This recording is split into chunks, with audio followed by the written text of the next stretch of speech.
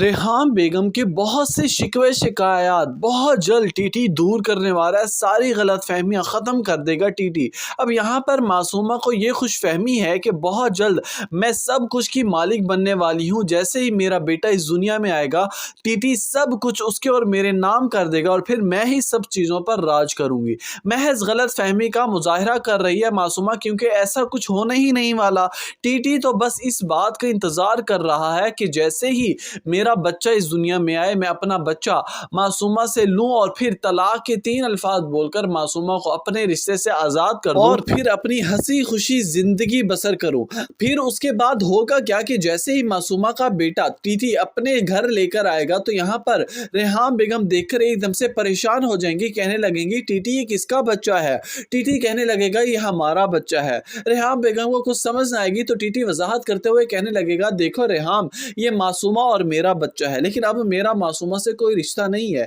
میں اس گھٹیا عورت سے رشتہ نہیں رکھنا چاہتا تھا، میں نے اسے طلاق دے دی، لیکن میں اپنا بچہ اس کے حوالے بھی نہیں کرنا چاہتا تھا، اس لیے میں اپنے بیٹے کو اب یہاں پر لے کر آیا ہوں۔ اس کا نام میں نے موسیٰ رکھا ہے، یہ اب تمہارا اور میرا بیٹا ہے۔ ہمیں خدا نے ایک بار پھر سے اولاد سے نوازا ہے، اب ہم دونوں مل کر اس کی پرورش کریں گے اور اسے اپنے موسیٰ جیسا بنائیں گے، اس کے کردار میں ڈھالیں گے۔ توقیر کے تتکارنے کے بعد جب معصومہ در بدر ہو جائے گی، کوئی اس کو پوچھنے والا نہ ہوگا تو اسی منہ سے جائے گی زہیب کے پاس، جا کر فریاد کرے گی، کہنے لگے گی میں تم سے محبت کرتی تھی، کرتی ہوں اور کرتی رہوں گی، اب میں تم سے شادی کرنا چاہتی ہوں۔ لیکن وہاں زہیب کہاں، وہ تو صرف محض پیسوں کی لالچ میں اس کے آگے پیچھے گھوم رہا تھا، اس کی توجہ بٹور رہا تھا۔ اب جب اس کا مفاد پورا ہو جائے گا تو وہ منہ تک نہیں لگائے گا معصومہ سے، کہنے لگے گا کہ دیکھو بی بی، میری شادی ہو چکی ہے، اب میرے گھر میں میری بیوی بیٹھی ہے میرے انتظار میں تم سے شادی نہیں کرنا چاہتا۔ جب میں کرنا چاہتا تھا، جب میں تمہارے پاس آیا تھا تو تم نے مجھے